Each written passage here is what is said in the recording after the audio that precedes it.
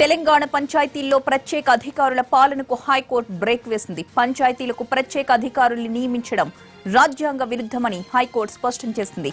3 నెలల లోపు పంచాయతీ ఎన్నికలు నిర్వహించాలని హైకోర్టు ఆదేశించింది.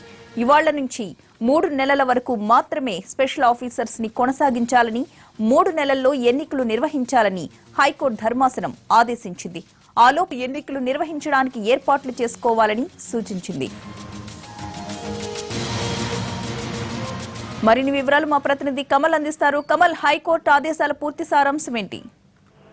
జూలై 31తో తెలంగాణలో పంచాయతీల గడువు ముగియడంతో ఆగస్టు 1వ తేదీ నుంచి తెలంగాణ వ్యాప్తంగా స్పెషల్ ఆఫీసర్ల పాలన కొనసాగుతుంది. దీంతో స్పెషల్ ఆఫీసర్ల పాలనను సవాల్ చేస్తూ కొంతమంది సర్పంచులు, కాంగ్రెస్ సంబంధించినటువంటి నేత శ్రవణ్ విడివిడిగా పిటిషన్లు దాఖలు చేశారు హైకోర్టులో. విచారించినటువంటి హైకోర్టు ఈరోజు కీలక తీర్పు వెలువరించింది.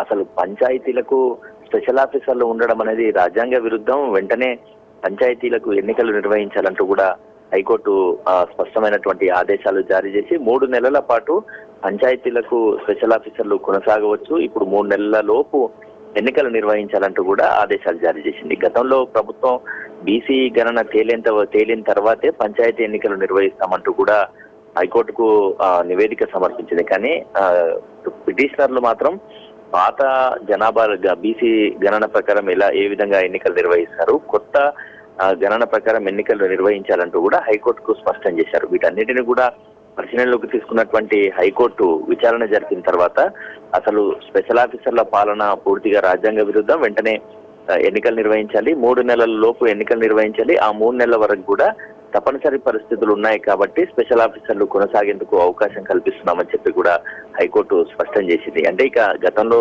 సర్పంచులు, కొంతమంది తెలంగాణలో ఉన్నటువంటి సర్పంచులు దాఖలు చేసినటువంటి పిటిషన్ ప్రకారం 3 నెలల లోపు ఎన్నికలు నిర్వహించాల్సి ఉంది. దానికి సంబంధించి ఎన్నికల సంఘం కూడా ఏర్పాట్లు చేయాల్సి ఉంటుంది. Pratibha. Right, thank you Kamal. పంచాయతీల్లో స్పెషల్ ఆఫీసర్ల పాలనకు సంబంధించి హైకోర్టు అందించిన తీర్పుకు ప్రభుత్వ వర్గాలు ఏ విధంగా స్పందిస్తున్నాయి? దీనికి సంబంధించిన అప్డేట్స్ అందించడానికి మా ప్రతినిధి స్వామిగోపాల్ సిద్ధంగా ఉన్నారు. సోమగోపాల్, వాస్తవానికి జూలై 31 లోపు పంచాయతీ ఎన్నికలు నిర్వహించాలి. దాని ప్రకారం ప్రభుత్వం ఏర్పాట్లు చేసుకుంది. అంటే అప్పటికి ఉన్నటువంటి బీసీల పాత జనాభా లెక్కల ప్రకారం ఎన్నికలు నిర్వహించేందుకు ప్రభుత్వం సిద్ధమైంది. హైకోర్టులో కూడా ఇదే విషయాన్ని చెప్పింది. అయితే కొంతమంది హైకోర్టుని ఆశ్రయించారు. పాత లెక్కల ప్రకారం కాకుండా కొత్త బీసీ జనాభా లెక్కల ప్రకారం పంచాయతీ ఎన్నికలు నిర్వహించాలి, దాని ప్రకారం రిజర్వేషన్లు ఖరారు చేయాలని ఈ పిటిషన్ వేశారు. దానిపై ఇప్పటికిప్పుడే బీసీ కొత్త జనాభా లెక్కలు తమ దగ్గర లేవు, అందుకోసం సమయం కావాలని ప్రభుత్వం హైకోర్టును కోరింది.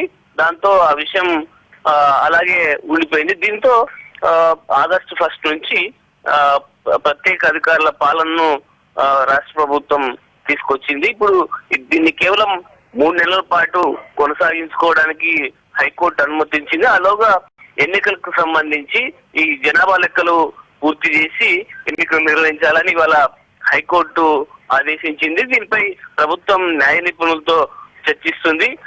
ఈ 3 నెలలు అంటే ప్రస్తుతం జనరల్ ఎలక్షన్లు జరుగుతున్నాయి కాబట్టి ఇప్పుడు సేమ్ టైం పంచాయతీ ఎలక్షన్ నిర్వహించేందుకు ఎంతవరకు అవకాశం ఉంది, వీటన్నిటి మీద న్యాయ సలహా తీసుకొని ప్రభుత్వం మళ్ళీ హైకోర్టుకు కౌంటర్ వేసే అవకాశం మనకు కనిపిస్తుంది. Right, thank you Somagopal.